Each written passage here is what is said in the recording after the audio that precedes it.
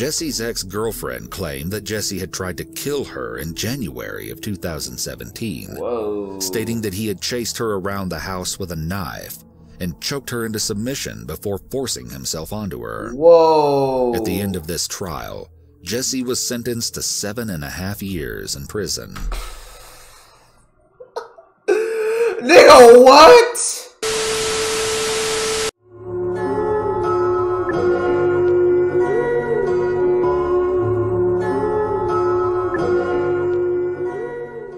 I'm gonna lie to you, I look want to see what this one's all about. Cause I'm gonna lie to you, I was just on Tinder a second ago. Not for the cat. So I don't know. What is up, Iwu crew? Good, Aiden. How you doing, bro? Today we are going to be covering a story so chilling, it will make you think twice about who you believe you can trust. It is the case of Jesse Shane Kempson. If you enjoy true crime, mysteries, and true stories, be sure to hit the like button and subscribe. No reason. Now, let's get into it. No reason. Jesse was born and raised in the Wellington region of New Zealand with his parents, though they eventually divorced when he was only 9 years old. Following his parents' separation, Jesse spent the majority of his childhood with his father and his paternal grandfather, as his mother had moved overseas when his father remarried. In his early adulthood, Jesse attended Aotea College and even played softball at a regional level for a variety of teams. When he wasn't attending classes or playing softball... I'm sorry, hold on. Hey, no disrespect or anything, but what are you doing as an adult in college playing softball? Niggas playing softball, a grown man playing softball? That's crazy, bro. That's crazy. Nigga, get a baseball. Alright? Grow some nuts, man. Jesse spent his time bartending when he played softball. In fact, when Jesse lived in Sydney, Australia between 2013 and 2016, he made a living bartending and working in construction and general labor. To his family, he appeared to be a hard-working young man who had a taste for the fun things in life. But no one seemed to know exactly how Jesse defined fun. To everyone else in his life, Jesse was widely regarded as an enigma of sorts. Acquaintances who were familiar with Jesse said that he often claimed to have received his bachelor's degree in international law from Aotea College, and that he had originally come from money. In fact, it is said that Jesse used to claim to have come from a family of millionaires who owned restaurant chains and... what is this house looking like, though? Hold up. Reminds me of Josh's. Kind of reminds me of Josh's house a little bit. Niggas is wealthy as fuck, bro. Sydney, and that he was in touch with a variety of vague contacts that worked in New Zealand immigration. After his stay in Sydney, Jesse ended up moving back to New Zealand and to Green Lane and Mount Eden with a few other young adults who were on the cusp of starting their respective professional careers. Jesse's old roommates claimed that Jesse often engaged in disturbing, untrustworthy behavior and was known to be a bit of a pathological liar. In his early 20s, like many other adults his age, Jesse became rather obsessed with using dating apps. And perhaps one could refer to Jesse's addiction to dating apps as quite a deadly obsession. That's crazy. In December of 2018, Jesse found himself scrolling through Tinder in search of a date, as he frequently did. While doing so, Jesse came across the profile of a young woman named Grace Mullane. Grace was originally from Wickford, Essex, and had recently graduated from the University of Lincoln. After obtaining her bachelor's degree in advertising and marketing, Grace decided to take a gap year before applying to grad schools. And in doing so, she also decided to spend the majority of her gap year traveling and going on a backpacking tour to make the most of the experience. After backpacking through South America for 6 weeks, Grace decided to choose a new route. No, I'm sorry. I'm curious. Where the fuck is Essex? It sounds the way it's spelled. It looks like Essex.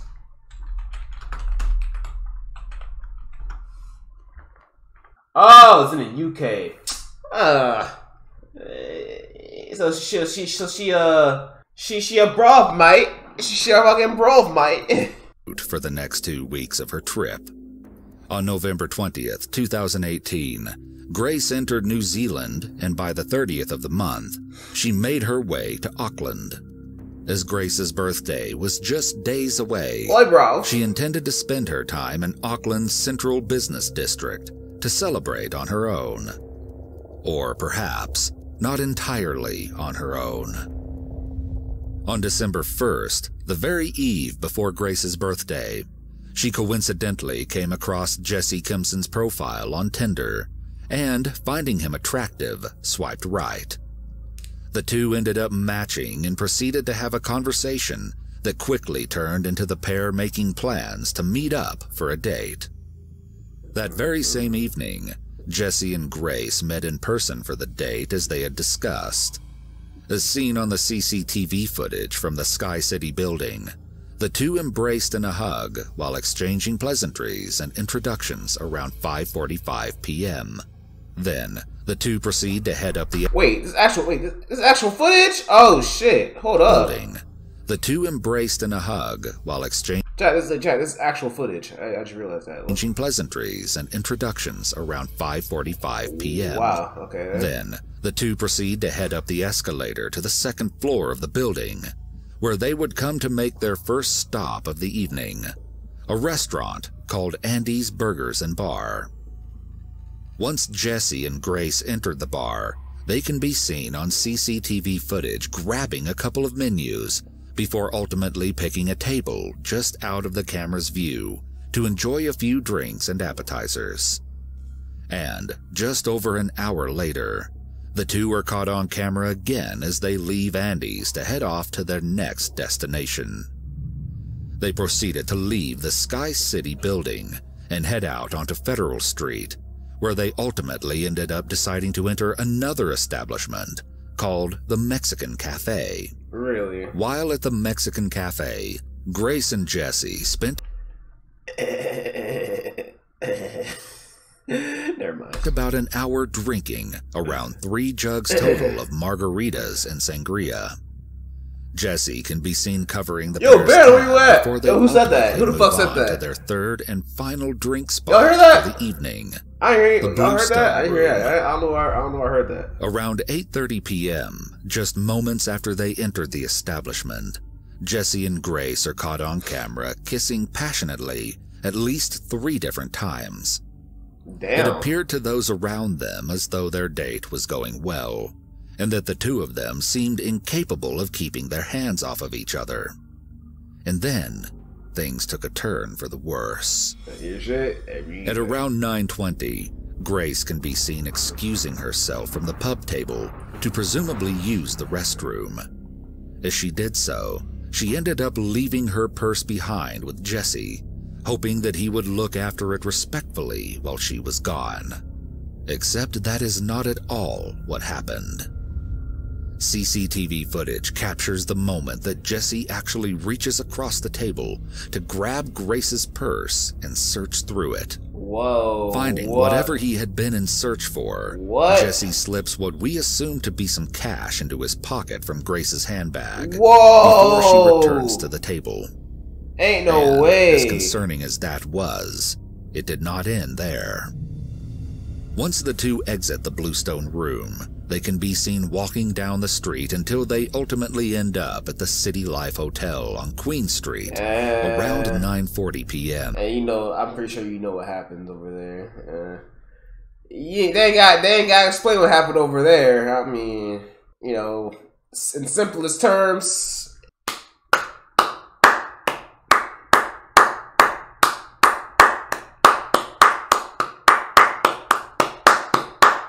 Yeah, pretty much. Yeah, that's pretty much what happens. Yeah.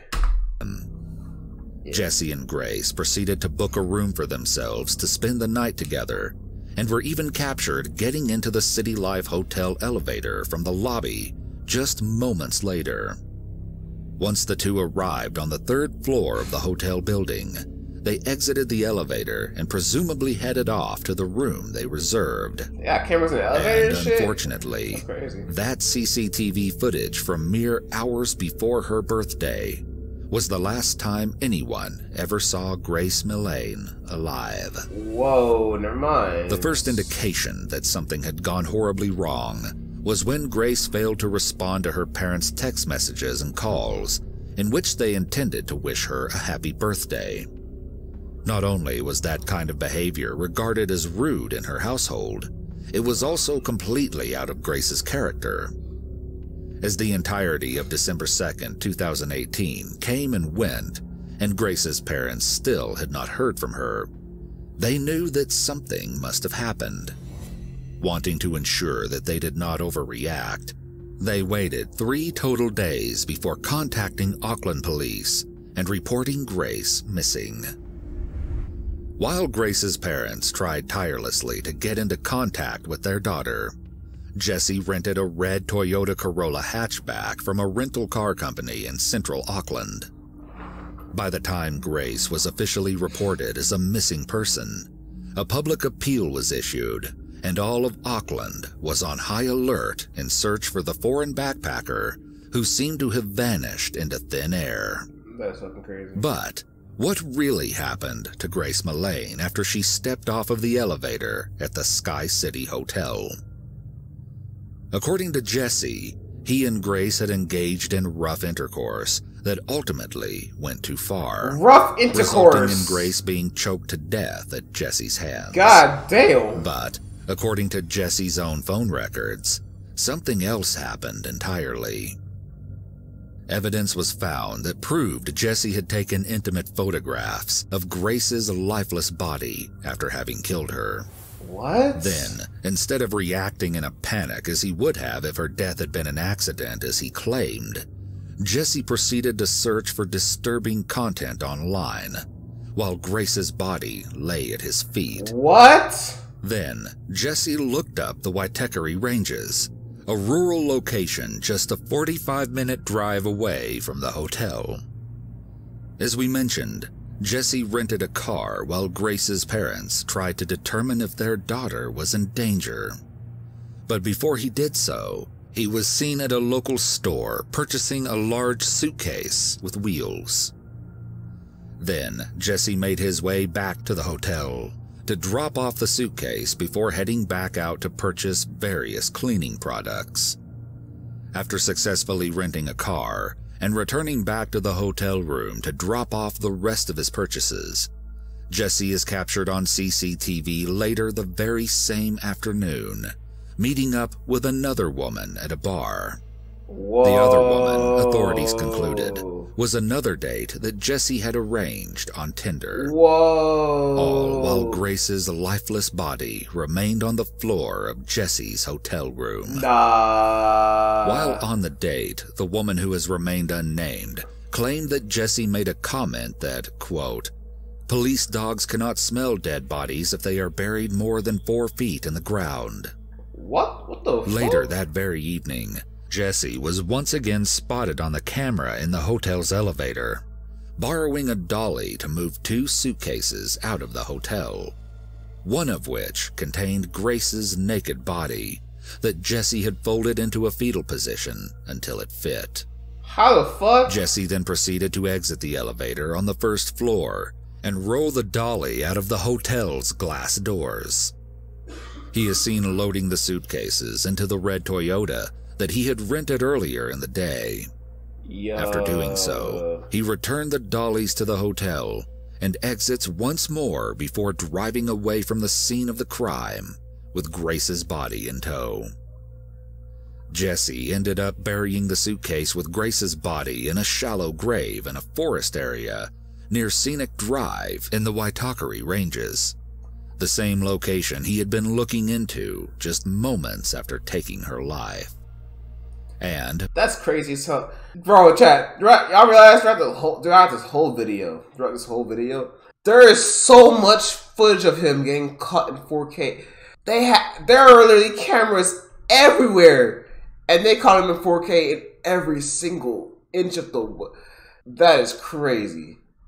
By the time anyone had realized that Grace was missing, Jesse was already returning to his normal routine. On December 7th, Grace's father, David, was able to fly into Auckland to demand information and answers from local police. At that moment, police had also managed to identify a male companion that they believed to be with Grace in her last moments. 26-year-old Jesse Shane Kempson. Later the very next day, Jesse was taken in for questioning regarding Grace Millane's disappearance. Throughout the questioning, it was clear that Jesse could not directly answer questions regarding the suitcase that he was seen carrying on CCTV. After the interrogation with Jesse, police publicly announced that they were treating the disappearance as a murder investigation, and Jesse was formally charged with Grace's murder. At the time, due to New Zealand law, his name was not publicly released. Wow. After further investigation, police were able to locate Grace's remains in the Waitakere Ranges shortly after 4 p.m. on December 9th, 2018, a little over a week after her death. Jesse Shane Kempson was on trial 3 separate times. During the first trial, Jesse was convicted of murdering Grace Millane in December of 2018. He was then sentenced to 17 years in prison. 17 years? Nigga, hold on. Imagine being so dumb, but yeah, I killed a girl off Tinder for attention. Facts. Hold up. Nigga. Whoa, bro. What world do we live in where after murdering a person, we get 17 years? Yeah, I just took a person's life. Yeah, let me just get 17 years in prison and go back to my family. Nigga, if you murder anybody in this world and it's not self-defense, you deadass deserve a life sentence or death. You deserve a life sentence or death. Not either one or the other, bro. I don't understand how you get anything less than a life sentence after murdering an innocent person, bro. That makes zero fucking sense to me. What the fuck? Second trial, Jesse was found guilty of, quote, sexual, physical, and financial abuse of a former girlfriend who had stepped forward after seeing Jesse's name in the news for the murder of Grace Millane. Really?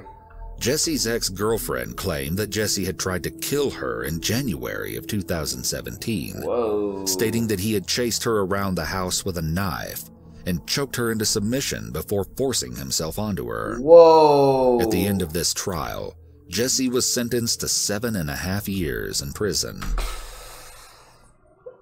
Nigga, what? 7.5 years for this, right? Make it make sense to me, man. Make it make sense. Make it make sense to me. What the fuck is this system? Chat, hold on, man. So let me get this straight.